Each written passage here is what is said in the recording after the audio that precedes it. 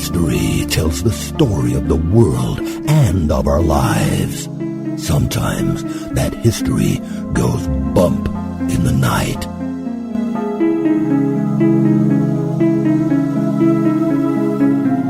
Broadcasting from the center of oddity and the supernatural in Central Florida, it's the History Goes Bump podcast.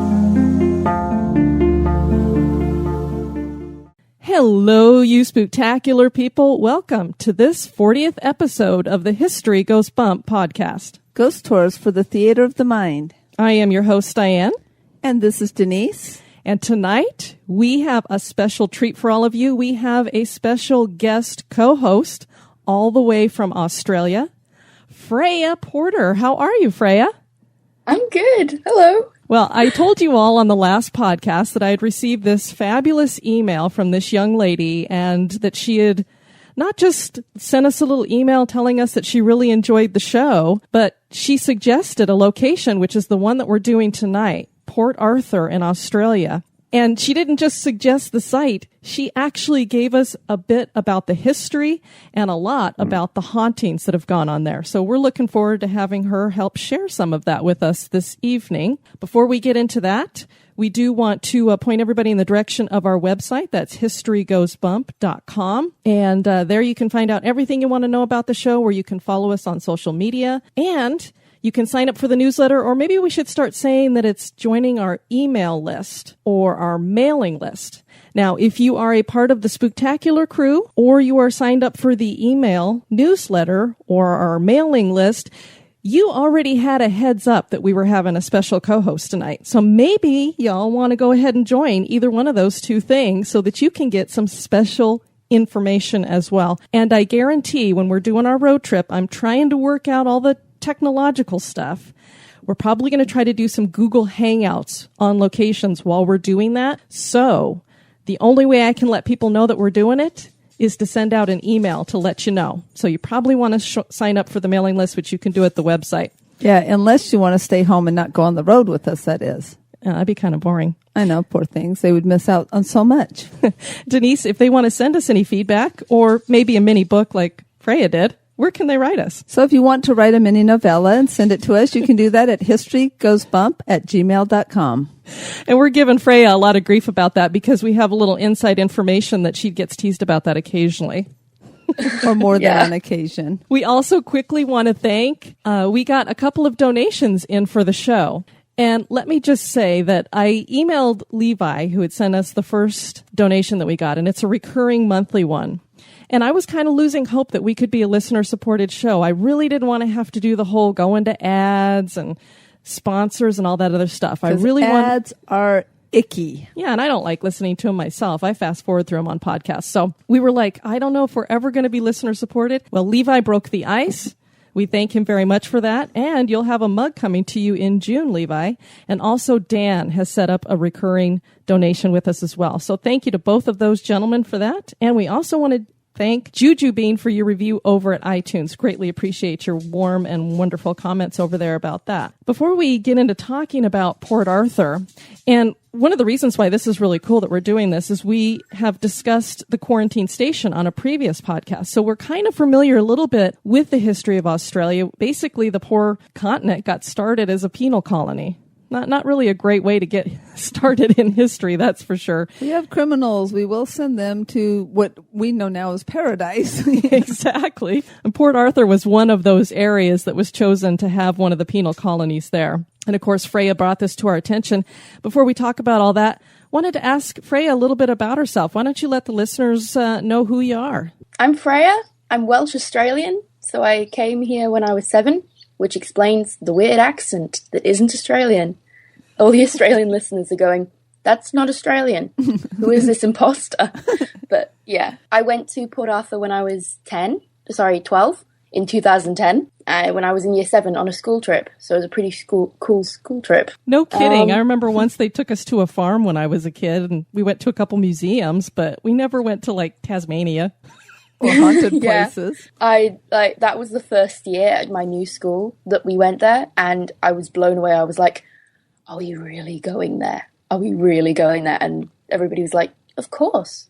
it was a rich kid's school, so they were all like used to it by now, and I was completely blown away. I was like, but yeah, it was an interesting experience, as I have written to you about in a huge book.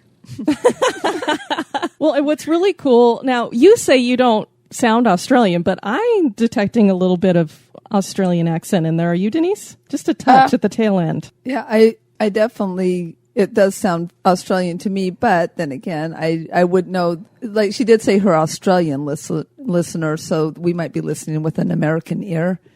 All I have to say is it's way better than my Australian accent. That I would agree with 100%. You might get a Jersey leprechaun, who knows when Diane starts doing accents, what we're going to end up with. It's legitimate. That's all we need to know. That's very cool.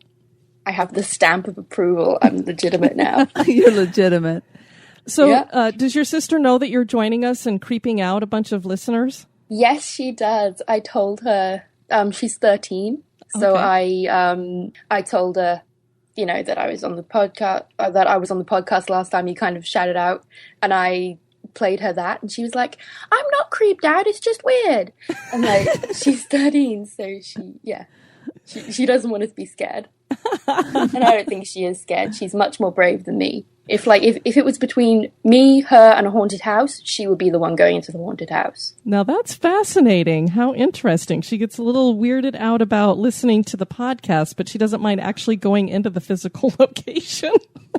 I don't think she would. I think she just if you say, Cara, I dare you, she'd be going, gone. Oh, we wouldn't even have to double dog dare her? I don't think so. Oh, wow. Okay. Well, I tell you, some of the stories that we're going to share tonight creep me out. So we'll see how well we do tonight. I'm like, these stories are freaky. Why don't we go ahead and get started?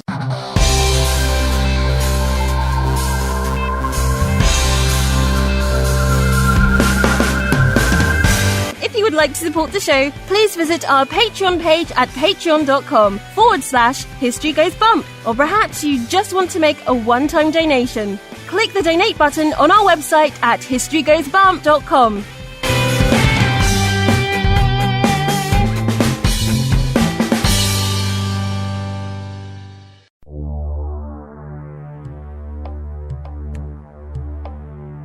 Welcome to this moment in Oddity history. They are known as the Blue Fugates of Troublesome Creek. The name Fugate derives from an ancestor named Martin Fugate who settled in eastern Kentucky. He was an orphan from France, and he carried a unique gene that has been passed down for 6 generations. That genetic trait is blue skin. At first, doctors thought the blue skin was caused by heart disease or discolored blood. Eventually, a nurse named Ruth Pendergrass and a hematologist named Madison Caween made an in-depth study of the family.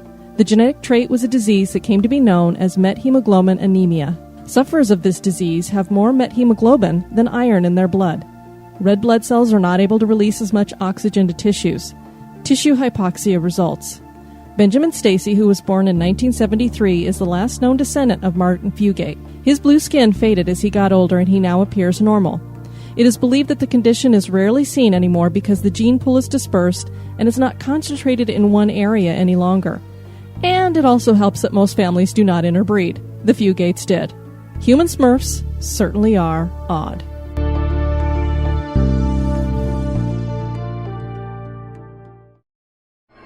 Turn out the lights. The party's just getting started. This day in history. On this day, April 14th in 1860, the Pony Express arrives for the first time in San Francisco. The Pony Express was established in St. Joseph, Missouri in 1860 as a way to deliver mail and messages to the West Coast. A series of 157 relay stations were set up along the route. The route carried a man on horseback through the Great Plains, the Rocky Mountains, and the Sierra Nevada. Each rider rode for 75 miles per day. The stations were set up about 10 miles apart, which is the distance a horse could gallop before tiring. The rider would arrive at the station, receive a fresh horse, and continue on his journey. To save on extra weight, Pony Express riders could only weigh a maximum of 125 pounds. The horse would carry not only the rider, but 20 pounds of mail, a revolver, a water pack, a horn to alert the relay station that a fresh horse was needed, and a Bible.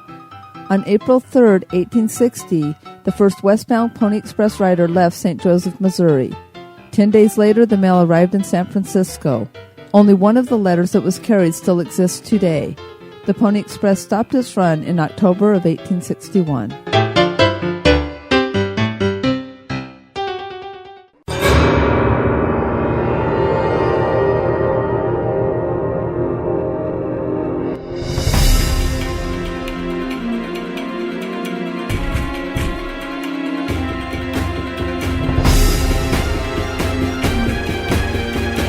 The History Goes Bump podcast.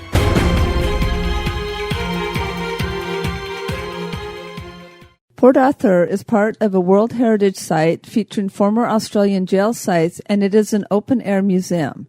Australia has a harsh history since it was established as a place for Britain to send her convicts. Many of the prisoners from Ireland's Kilmainham jail were sent to Australia as well.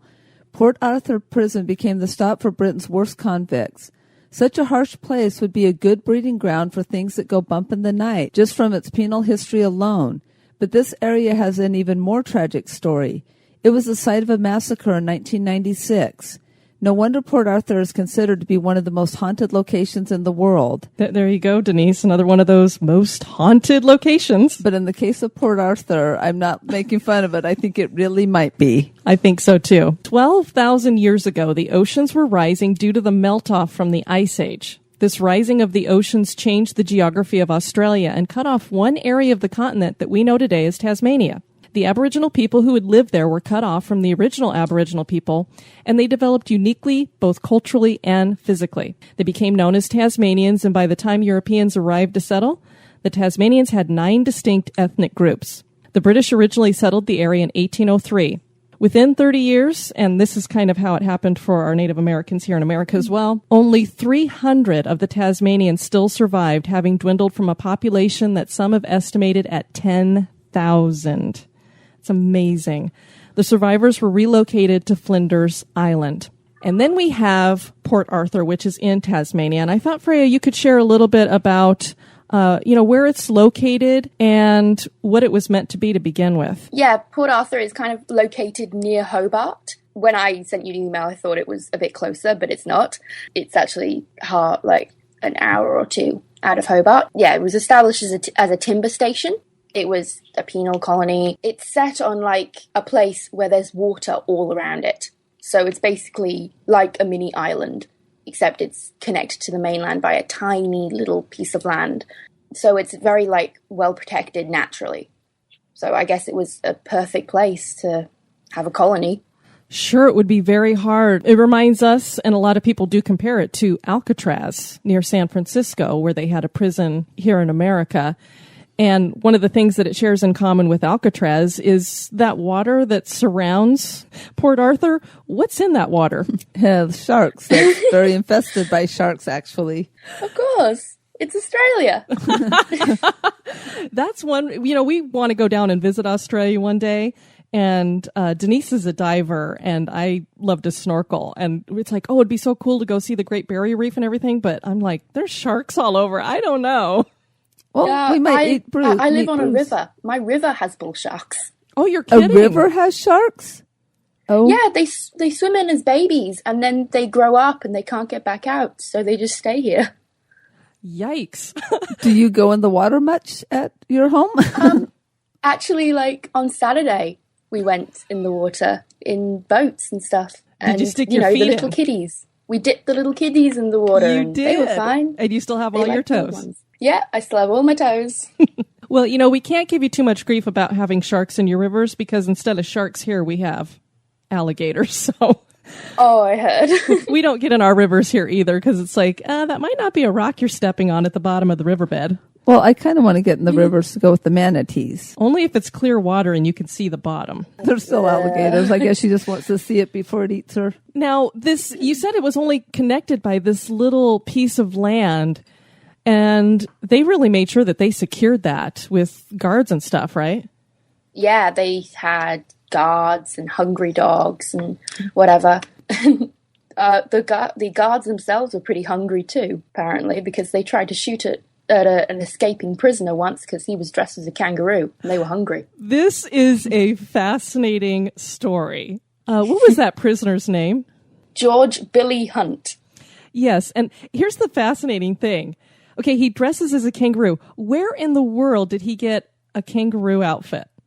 I have no idea. It's not like they were hopping around too much. It was a prison. I don't know how he got From Amazon. That's the only thing I could think of, is that somehow they had killed a kangaroo and skinned it or something. Because I'm like, how would you do that? And the key thing here is that what she just told us all is that they were hungry and shooting it for food. So they thought it was the real deal. Yeah, he just dressed up inside the kangaroo and started hopping. Almost got there if it was not for those hungry people.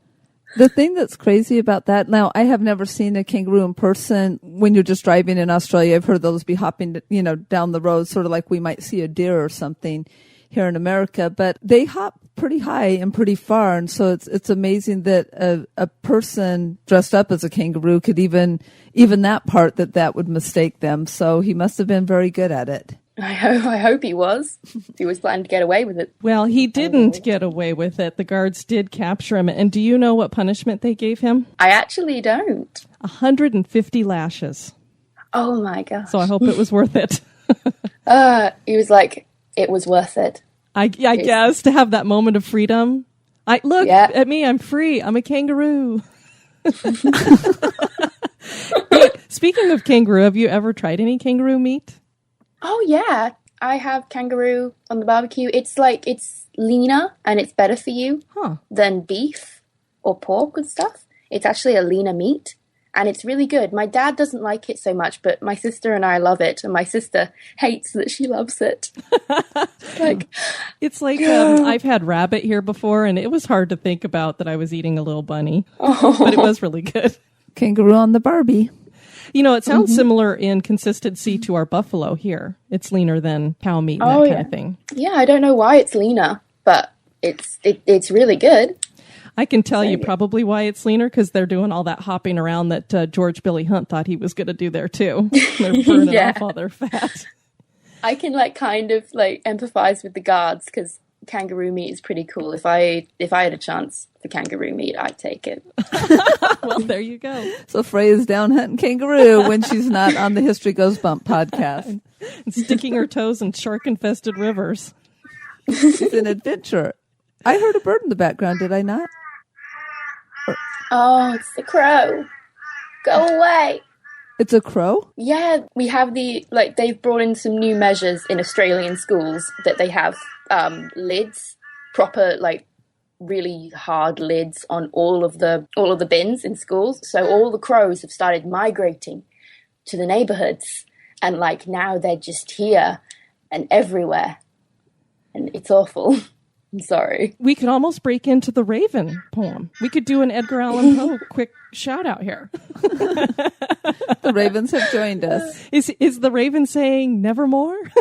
Nevermore.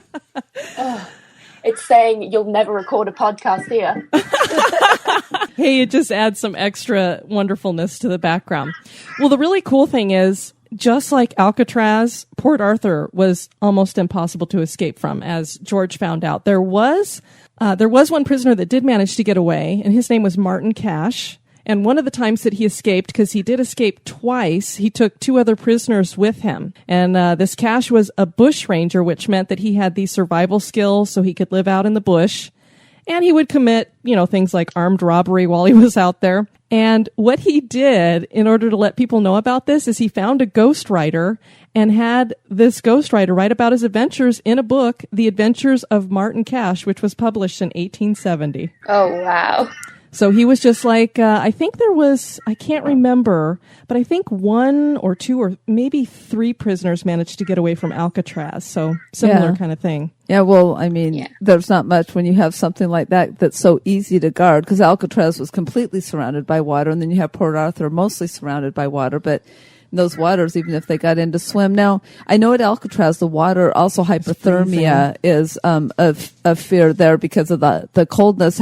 What's the temperature of the water near Port Arthur in Tasmania? In Tasmania, we went in June, which is our winter, and it was freezing down there. There was some snow. We went to a mountain and there was loads of snow. And, you know, we were all bundled up in our coats, so it was actually pretty cold. So I think in Port Arthur, especially in the winter and the autumn, it's probably pretty cold there too, but probably not as cold as Alcatraz.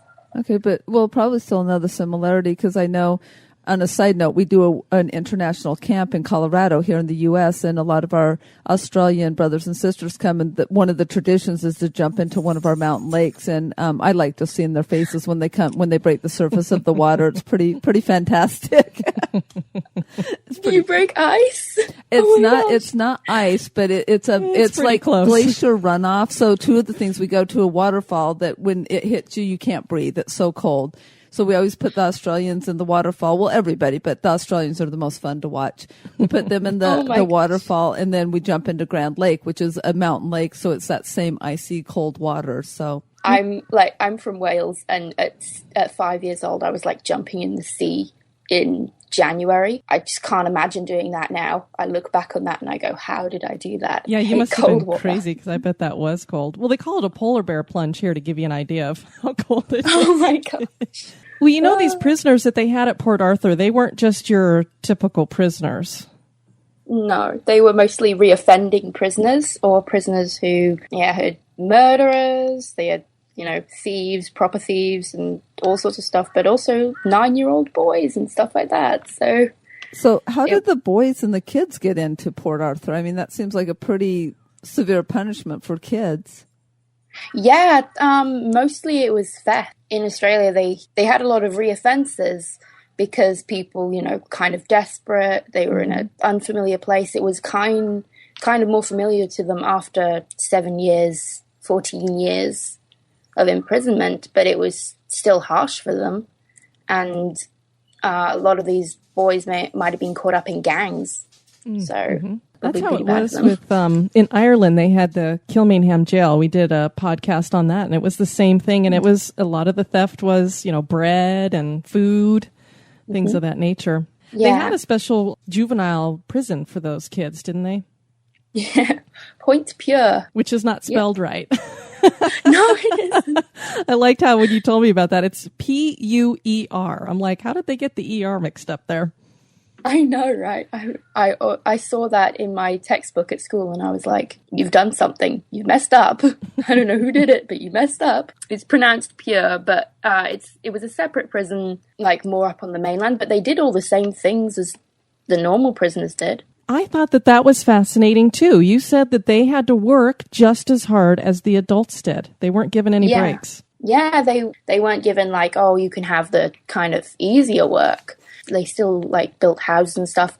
A lot of the convicts were used, you know, to build the church, to build the houses, to build all sorts of stuff. They had a shipyard, so, you know, they'd be building a lot of stuff. So these kids would probably be, you know, lugging around all these things. And I don't know about you, but I don't really want all these convicts, you know, getting all muscled with all this stuff. If there's a murderer running around, I don't really want him to be, you know, gaining muscles and possibly going out again. That's how we feel here, a new cure will put them in couches and feed them bonbons until they just get fat and lazy. Yeah, I mean, that's what they do here in prison nowadays. You know, that's all they have to do is work out and stuff. So then they get out of jail and they're these hulking brutes. And the other thing I thought about is, you know, if they're doing the same work as the adults, they're probably hanging out with the adults, which I can't imagine is a real good scenario. First of all, they're going to be a bad influence. And second of all, you know, we don't know if these are the worst of the worst convicts.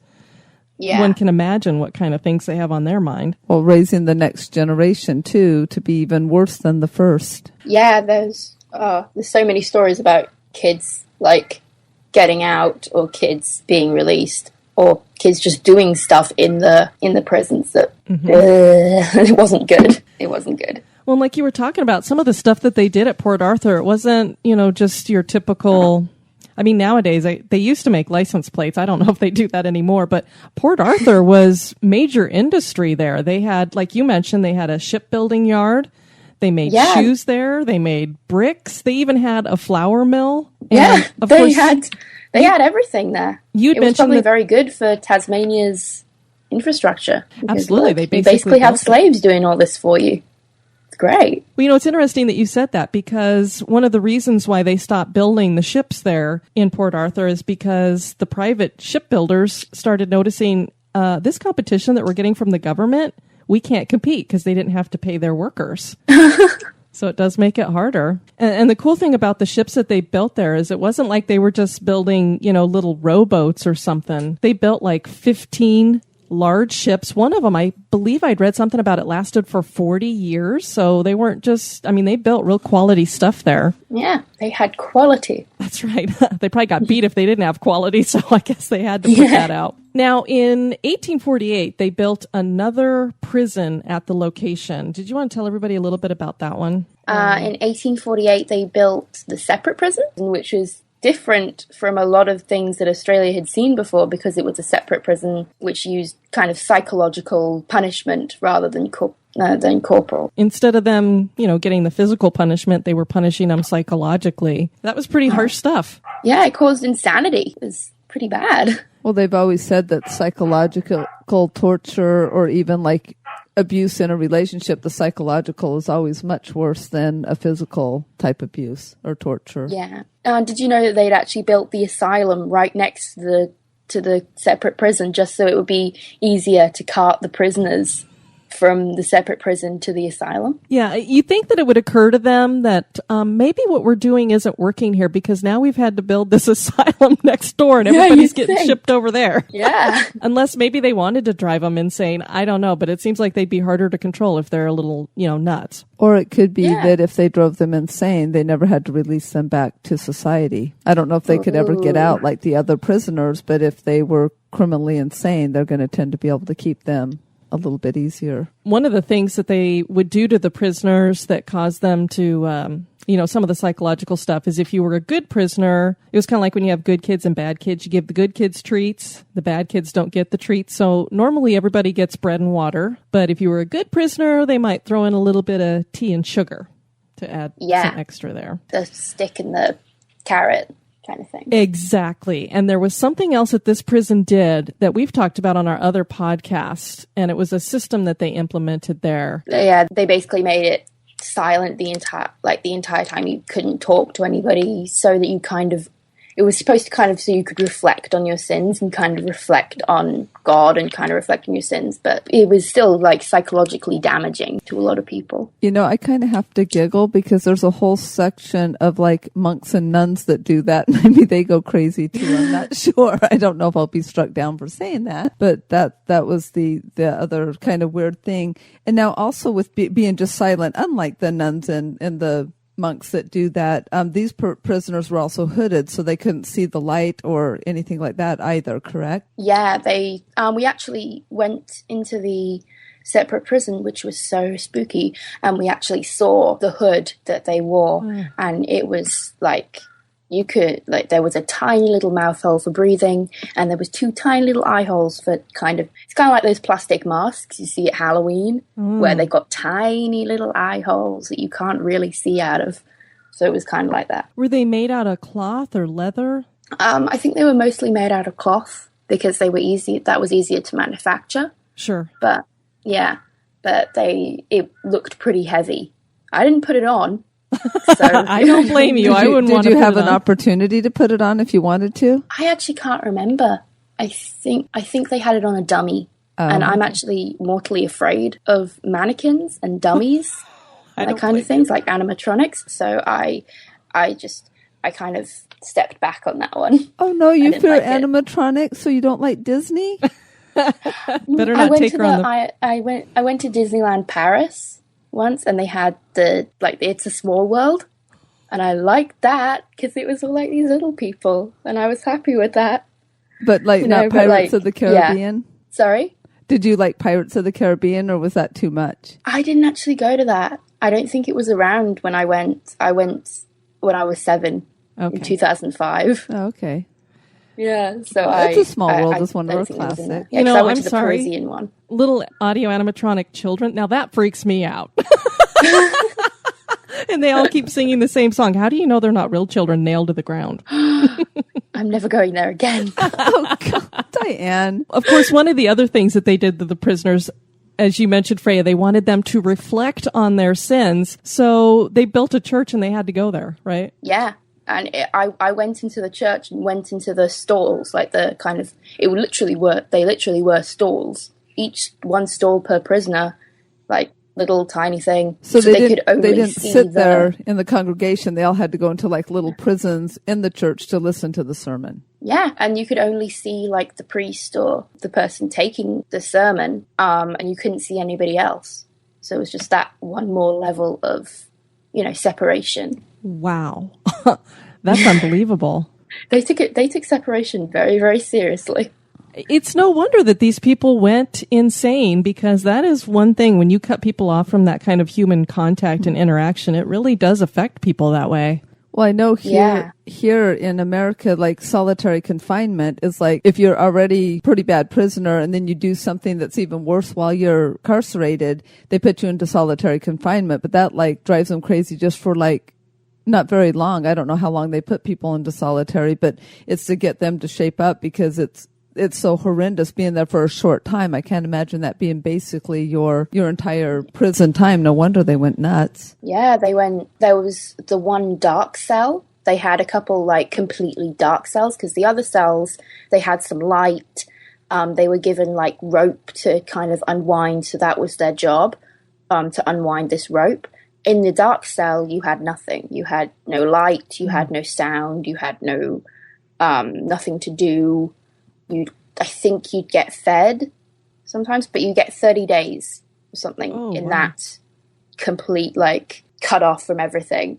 And that was what really, like, that one was the one that would have, like, the highest rate of driving people insane. No wonder. No wonder. I can definitely see that being, I couldn't do it for 2 hours, much less 30 days. Well, and when they put these people over at the asylum, the treatment they got was, of course, not top of the line. It was very rudimentary, and most of the patients just continued to suffer from their depression or whatever mental instability they had. Also, they were still shipping convicts in, but not as much, and the convicts that were already there were getting older and sickly and everything, and because the population was aging so much, it shut down a lot of the industry there, and the government, I think, kind of looked at it and went, there's really no point in keeping this open, so they did close it in 1877. There's a place there that is where all the dead were buried. What's the name of that place?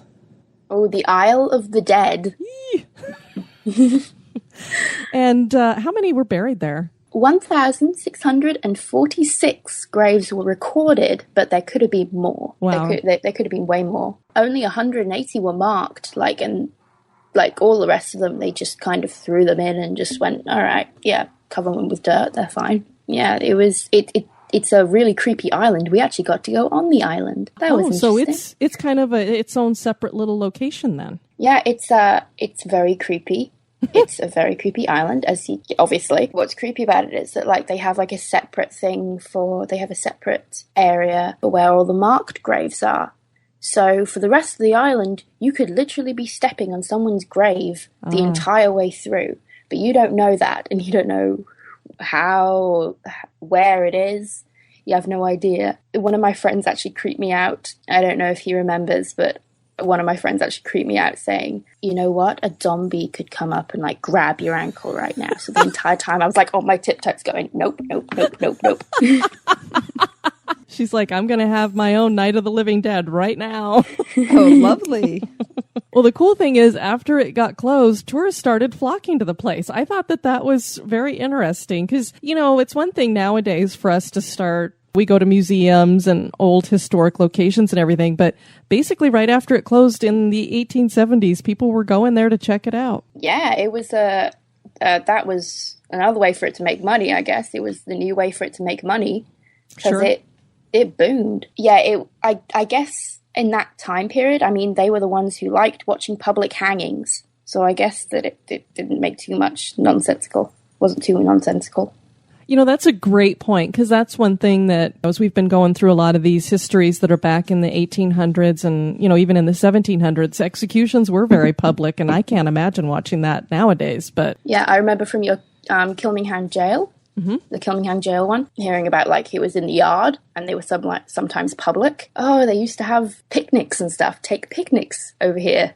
And I was like, I couldn't eat my lunch and watch someone be hanged. You know what's interesting about you talking about the picnics? This takes me back to the Civil War. And here in America, when the Civil War was going, a lot of people would go to the battlefields and take their family as if they were going to the park for a picnic. Really? And I can't remember. There was even one battle. When we get into doing some of these Civil War battlefields, maybe we'll hit upon it. There was one where the people had to run for their lives because one of the armies was in retreat and coming right for them. Oh my gosh.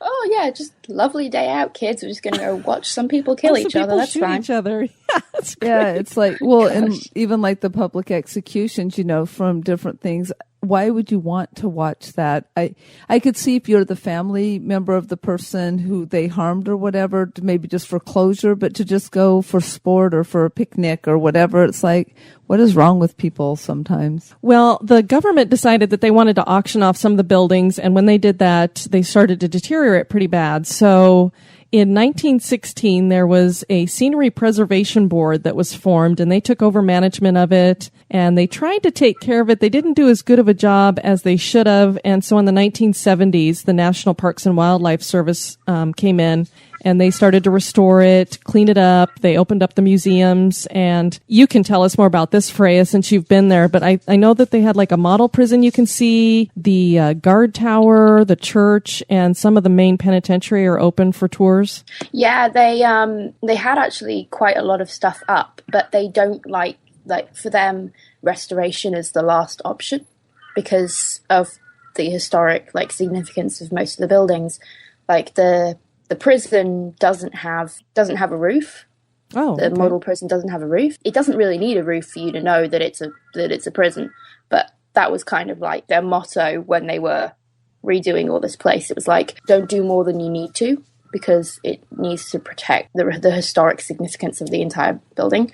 So there was some scaffolding up on the prison when we went there because they were just making sure the structure didn't fall down on anybody because it was really old. Sure. It's quite structurally unsound, but at the same time it was really cool. Yeah, did they have pictures that showed what it would have looked like back when it had when it was in operation? Did they have those there so you could kind of see this is the structure? Because we noticed that in Europe a lot of times you would see the structure or the ruins, but then they would have the picture of what it looked like during its time. Did they do that at Port Arthur at all? I think they did, yeah. I think they had, those lovely kind of illustrations of buildings and stuff. They had kind of that. So It was more, not quite photos, but kind of pretty illustrations of what it would have looked like. Oh, okay. So they were actually really nice. It's actually a beautiful area and it's a beautiful site.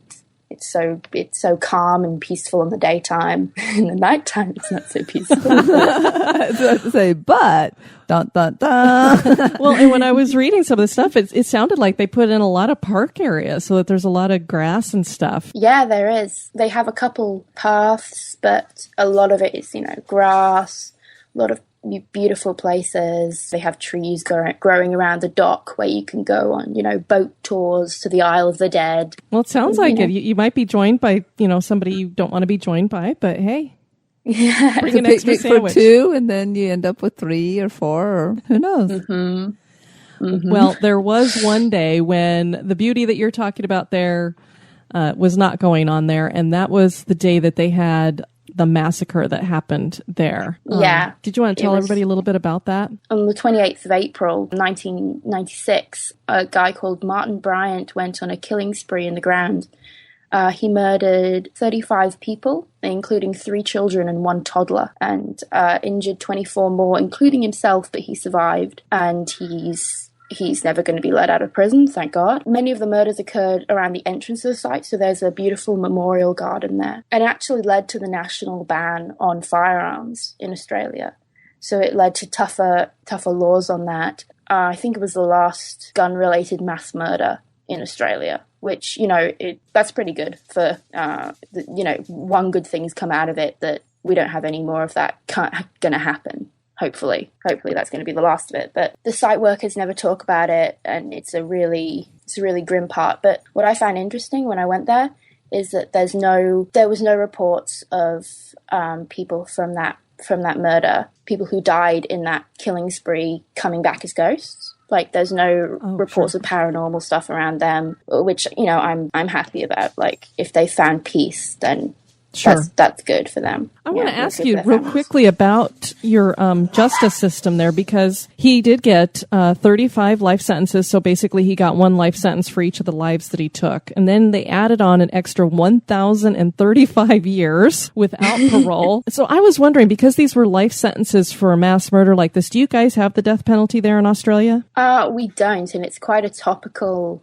Like, it's kind of a topical thing right now, because I don't know if you know, in Bali right now, we've got 2 people who are part of a drug smuggling ring, 2 Australians who are on death row, and they've been trying to, like, struggle to keep them off death row. But we've got this mass murderer in Australia who's serving 1,000 years of prison for for going on a killing spree. And, sometimes you wonder, is that worth it? I don't know. I'm not really on either side of the death penalty argument, but it's kind of like, where are you going to put this guy who ruined so many people's lives, including a toddler? Killed a 3-year-old. Yeah, I had wondered, because I got the feeling, since he got the 35 life sentences, that it's very similar to Canada. I like to listen to a lot of true crime, and one of the guys that I listen to, his podcast comes out of Canada, and there's so many times that he talks about these horrible crimes that have been committed, and then the most they can give him is like 25 years. So at least he got life sentences here with no parole. Yeah. In Canada, I think the most they can give him is 25 years, and then they do get parole. And I just thought, my goodness, what do you have to do? No. I think I'm one of those people, I agree with the death penalty in certain cases. I think you don't want to use it too much, but I think there are specific cases, and this one would be perfect for that, because some of the details about this. First of all, the first 2 people that he killed, he went to a place called the Seascape Bed and Breakfast, and he killed the owners of that place. And the reason why he did that is because he felt like his father had been depressed and committed suicide. And he thought that the reason his dad did that was because he wanted to buy this bed and breakfast, and these people bought it instead. And so he blamed him for that. So he goes there, he kills those 2 innocent people. Then he heads over to Port Arthur, and he sits down and has a meal. I think there's a place there called the Broad Arrow Cafe. Yeah, that's at the entrance, and we actually went there. Okay. They probably have a memorial there, I'm sure. Yeah, that's where the memorial garden is. Okay. Because what he did is he sits down, he has a meal. He gets done eating, he sets up a video camera, he goes back to the back of the cafe, he pulls out, he had a Colt AR-15 SP1 carbine with him, and he just starts shooting randomly. And just at that moment, he kills 12 people and wounds 10 others. So that's already bad enough. He leaves there. He goes over to a shop that's nearby. He kills 8 people there and wounds 2. He changes magazines. He gets in his car. He drives down the road. He kills 4 more people and wounds 6 others. And then here is the most despicable thing. And this is what Freya was talking about when it comes to the toddler. He comes upon this mother, and she has 2 children. And she's holding one of them, who I'm going to assume is the toddler. He kills her, kills the child that she's holding. The other child that's with her takes off running. He chases her down and kills her. I mean, that's just the most despicable thing. Yeah, see, I would have no problem putting somebody like him to death. So maybe I'm cold and inhumane, but I would have no problem, or torturing him. That would be okay by me too. Sorry, I don't mean to offend anybody out there, but But he wasn't done there. He carjacks a BMW that has 4 people inside, kills all 4 of them. Then he stops another car, kills the female occupant in there, and takes the guy that's with her and has him put in the trunk, or as you guys probably call it, the boot of the BMW. The boot. Takes him back to the bed and breakfast. And then, of course, they have the hostage standoff there, and he does end up killing the hostage before he sets the place on fire because he thinks he's going to escape in all the chaos, but they do manage to catch him. And I wanted to ask you, Freya, how did the people who live there, how did this affect them? I think it was just a shock for them. And they still won't talk about it. They don't, it's not that they don't want to acknowledge that these people, that this happened to these people. It's more that it was a really awful time for them, and it was a really awful moment in history for Australia and for Tasmania. It's kind of like we pay our respects to them, but we don't like to talk about it. So we want to kind of move into the hauntings. One can imagine that a history as harsh penal colony and the site of a massacre would lead to hauntings, and it does. In 1840, Private Robert Young drowned near Jetty Cabin, and tourists report seeing a man with straight black hair and a ruffled white shirt in or near the cabin. And so we just want to move on with some of the hauntings that you know about and some of your own maybe personal experience on this. Yeah, I thought before we get into talking about Freya's personal experience that she could share some of the other stories that come out. I mean, there's a ton of them, and she gave me a whole pile of them. So if maybe you could share some of those with the listeners, Freya. You know, for instance, you've got Reverend George Eastman. Oh, yes. The parsonage is one of my favorite places to talk about because I had my experience there, but also it's one of the most haunted places. Oh, another one of those most haunted places. But, have you listened to that podcast, History Goes Bump? Because they say that all the time. Talking about that, you definitely giggle. See, I told you. Anyway, yeah, they. We are going to be coming to Australia, so I don't get mad, but I do get even. Just kidding. I'm joking. I have my sharks in my river to protect me. They come at my beck and I'll jump call. in the river with the shark. I'd actually say it's the most haunted place on site because of all the spooky things that happened there. Reverend George Eastman actually died in the upstairs bedroom. The stairs were really difficult, and I saw the stairs, and they look pretty difficult. I wouldn't like to go up those stairs.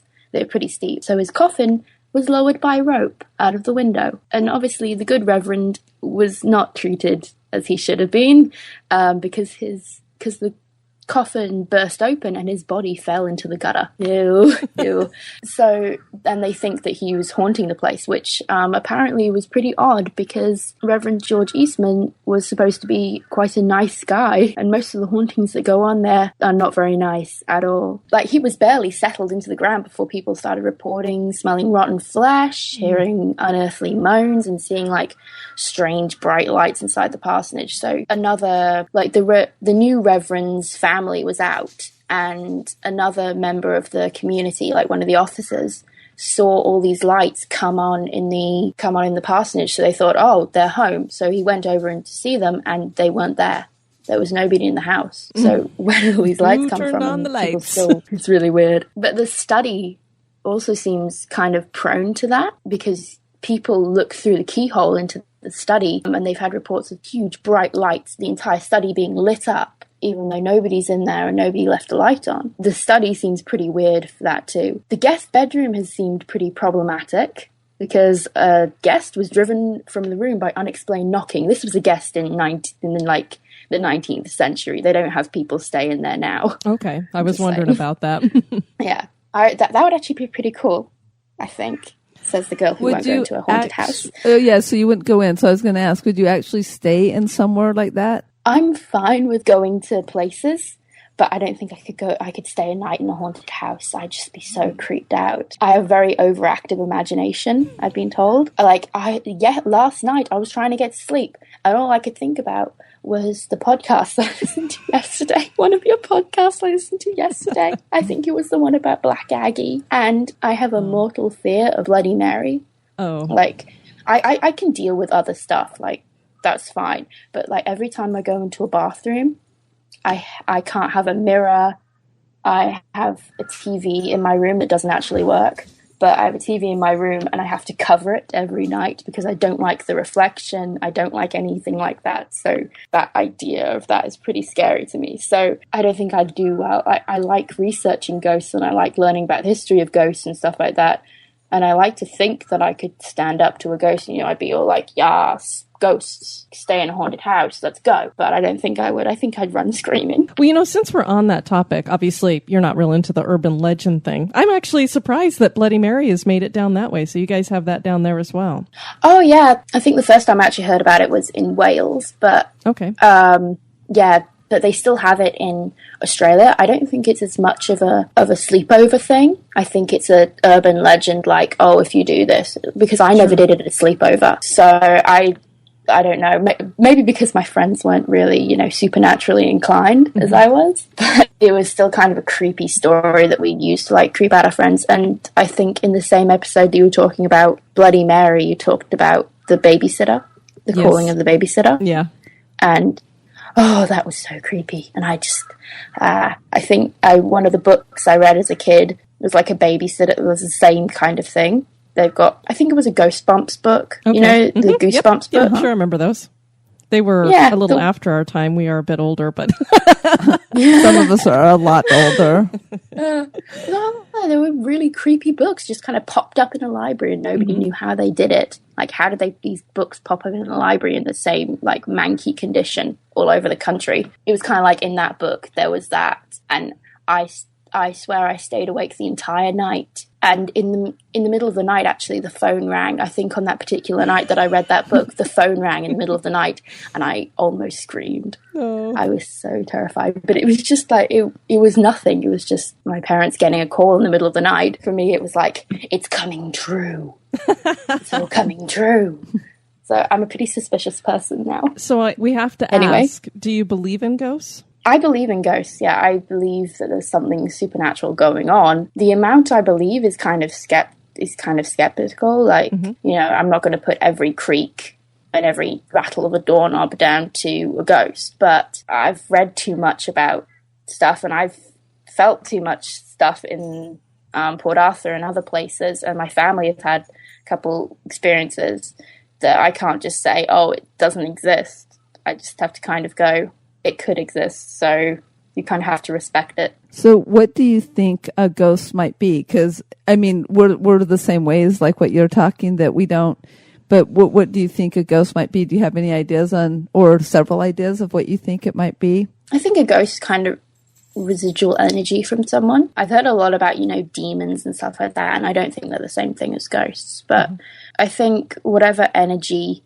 you kind of project in life is going to kind of culminate in what you are in death. And I think the most spirits or most ghosts are just people who are kind of confused. Like, if someone died tragically and they come back as a ghost, then the ghost just might be kind of confused. Oh, why am I here? What happened? Kind of thing. So they don't kind of, it sounds stupid, but they don't realize they're dead. I think. I heard about that theory a couple of years ago, and I think that's a pretty good theory for ghosts. Like, they don't realize they're dead, so that's why they haunting and stuff. That's why they're haunting, and that kind of explains residual hauntings, where they keep on doing the same thing over and over and over. If they don't realize they're dead, then obviously they're going to keep on doing the same thing over and over. If they stay around their same haunts because they're confused or they're lost or they're scared. As for kind of evil or hauntings or ones that aren't good, then I guess that's pretty bad. And I guess there's some with evil intentions, but I think for the most part, ghosts are just, you know, they're kind of confused, they're kind of scared, they want comfort, they want to stay around the same place. Sure. She's 17 years old, folks. Pretty thinking there. And pretty well spoken. Not pretty, very well spoken. Well, and I know she writes really well, too. That's why she got my attention.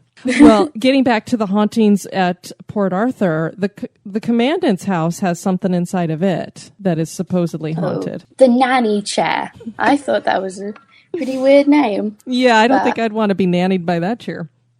Yeah, no. The nanny chair is a rocking chair. How creepy. A rocking chair that supposedly rocks by itself and touches, and like in the room where the chair was, touches unwary visitors. And I think that's really creepy. But they still keep the chair around. They don't want to upset anybody. Yeah, I definitely, if I got touched, I'd be running screaming. I would be a wet my pants and run screaming kind of girl. Yeah, I would do that, definitely. I would not be sticking around there. Well, you know something that would really creep you out? They have the senior surgeon's house there, and they have the dissection room. What goes on there? I actually went to the dissection room, and I can tell you it's creepy. It sounds like it. In that era, they were still learning about the human body, so they would cut up people after they were dead and, you know, kind of learn about their body and kind of take stuff out and put them in jars and whatever. But the faces appear in the walls of the dissection room. They had holes in the walls so that the servants could brush down ashes from the fireplace to catch the blood, because there was always so much blood in that room that it kind of seeped onto the floors. So the servants would, you know, brush the ashes from the fireplace into these little holes, through these little holes down into down to the room underneath the house. And people's faces have been seen in there, and they think that these faces are people who were dissected and, you know, they weren't respected in death or whatever, so they're coming to haunt the place or something. When we went in there, nobody wanted to stand near the holes. Nobody wanted to go there. I don't blame them. I wouldn't want to either. One of the other accounts that I read had to do with the Isle of the Dead. And this is at Andrea Allison's website, which is paranormalstories.blogspot.com. We have a link to it in our show notes. And she wrote, the very location of Port Arthur Cemetery has its own paranormal reports. A prisoner named Mark Jeffrey, serving time for manslaughter, lived on the island in a little hut as the resident gravedigger. What a great job. One morning, a signal fire caught the eye of the authorities and a boat was sent over to retrieve Jeffrey. So they must have thought, you know, he's having some issues. He returned to the mainland with an unbelievable tale. The night before, his hut had been shaken and rocked by an invisible force, and a fiery red glow had lit up the walls and surrounding ground. Upon investigation, he was confronted by a creature with eyes smoldering, horns erect, and encircled by sulfurous smoke. No one took his experience serious, but visitors have felt an oppressive atmosphere on the Isle of the Dead, and Freya said it doesn't feel very good over there. Yeah, well, you're surrounded by graves, so no wonder. Well, now that particular apparition might have been a demon. That sounds a bit demonic to me. Sulfurous smoke, horns, yeah. Glowing red eyes. I think That I'd sounds be like, very demonic. bring the boat, bring the boat. You know what? I probably would have walked on water and gotten off that island. They were like, look, Jesus is a Don't care girl. about the sharks. Get me off the island. No Don't kidding. care about the sharks. Yeah, Diane would be running across the water with sharks chasing her. That makes a pretty comedic kind of thing there. I can just picture that. That entire island is just creepy. So no wonder. The devil was going to come anywhere, it would be to that island. Okay, so Pete Clifford shared his personal story at the website castleofspirits.com about a tour he was on and something they saw. One of the fellow tours had left to use the restroom before this event occurred, and here's what happened. Quote, we had been there not that long, but long enough so that the guy would have been able to have rejoined the group. We were laughing and joking that a ghost had taken him when we saw someone at the end of the path, about 150 meters away, that had trees dotted on either side of it. The tour guide called out to him as we were in a dark spot that he may have spotted us. I had my video camera, with which I was able to see in the dark to some degree. And as I zoomed in on him, the figure walked behind a tree and stopped. We were all calling out and had no response. The guide then spoke on her walkie-talkie to see if it was another guide who may be playing a joke on us, but no one was near us. The guide then went down to see what it was, and she found no one there. She then rejoined the group, and we entered the building, looked around the place, and then finished our tour. After we went back, we found the gentleman sitting having a coffee, and of course the first question was, so was that you? He looked at us like we were mad and said that he had found the toilet and decided to head back to the main building and wait for us there. And our group were suddenly wondering who our visitor was, end quote. Dun, dun, dun. I think that guy's pretty brave to go to the toilet by himself in that place. Sometimes I think it's pretty brave to go to the toilet in any place by yourself. Well, and it had to have been night because the guy who had the video camera said I was able to see in the dark to some degree, so it was at night that he's going to the toilet by himself. You better really have to go. No kidding. Dark, old prison, walls, everything. I would not be wandering away, I think, on my own. Well, as Freya said, that she believes in ghosts because she's had some experiences herself. And at this location, you did have an experience, so we would love to have you regale us with that.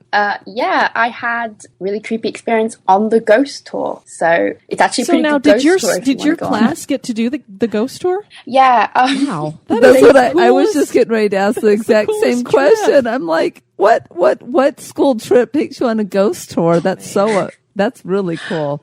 Kudos to your teachers. Great. On this school trip, we went to other places around Tasmania, and we went to Sarah Island as well, in the middle of Tasmania, which is another haunted location. So we kind of did a kind of ghost tour and school trip at the same time. It was pretty cool. We went to Port Arthur. We had a day in Port Arthur, just, wandering around. We went to the parsonage, and during the day, it was just fine. It's a beautiful area. It's a beautiful kind of cottage. It kind of looks like it looks like your idea of of a beautiful cottage in Australia. So it's got, you know, the beautiful veranda and everything, and it's got a lovely little garden path with a gate, with a little garden gate that's kind of on a latch. During the day, you know, we went in there, it was fine, we walked around, it was, you know, light was streaming in and it was all like picturesque.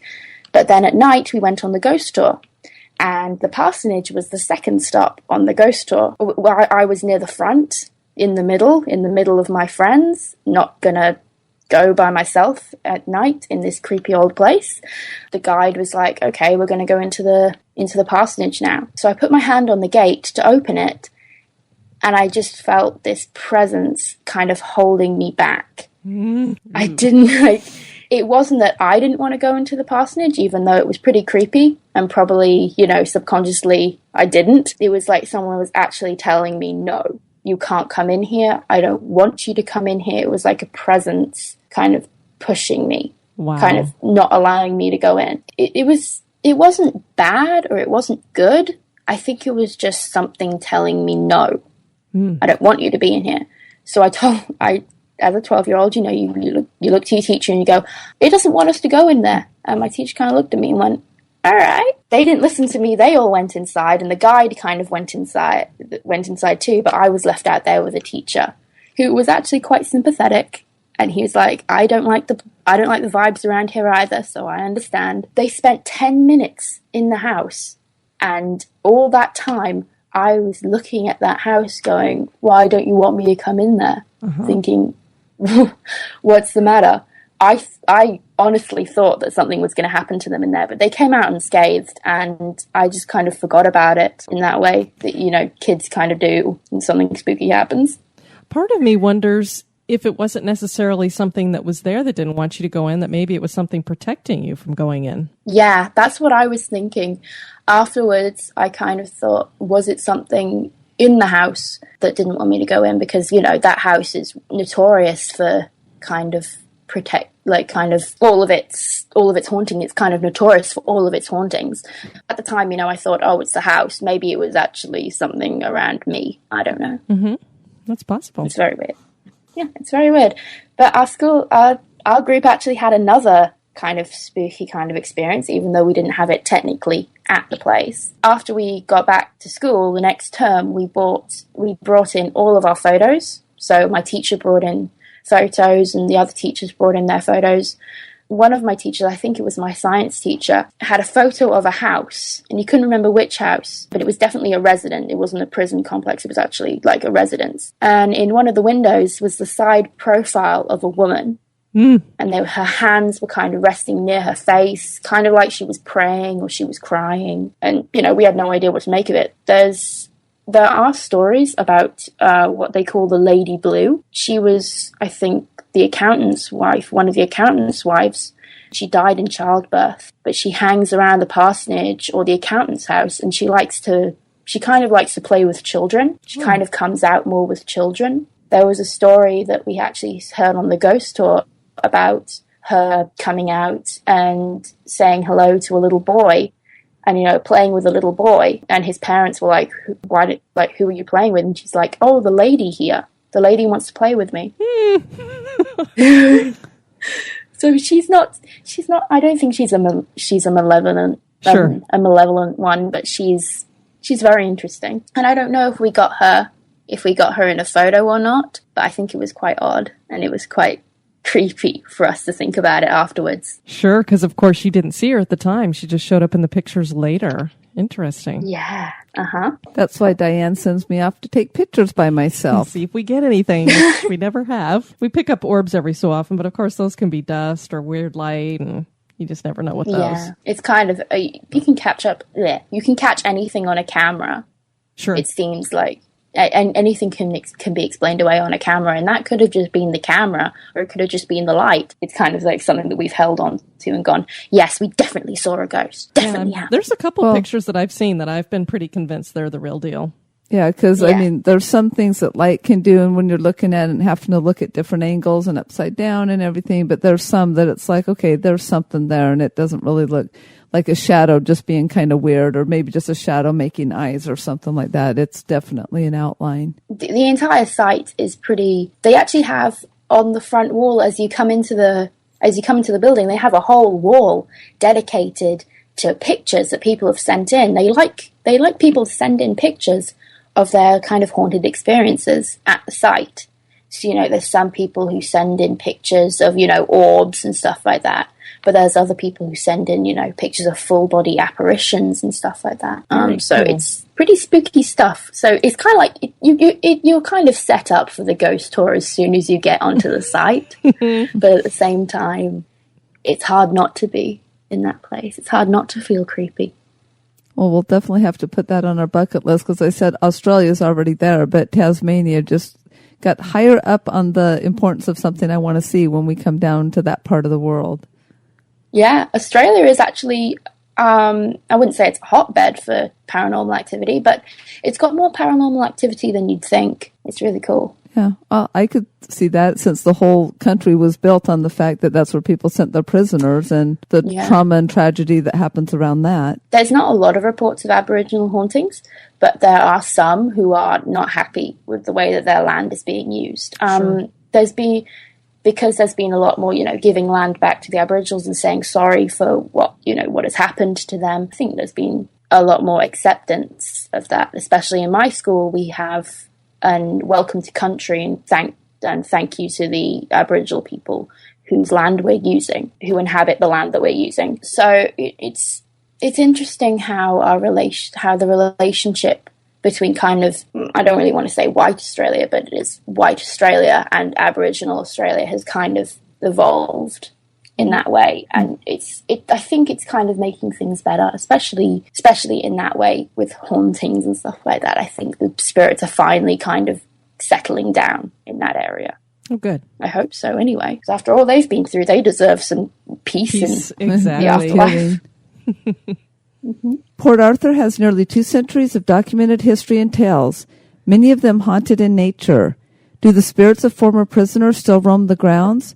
Can so many personal experiences just be hallucinations? Did Freya really feel something disturbing?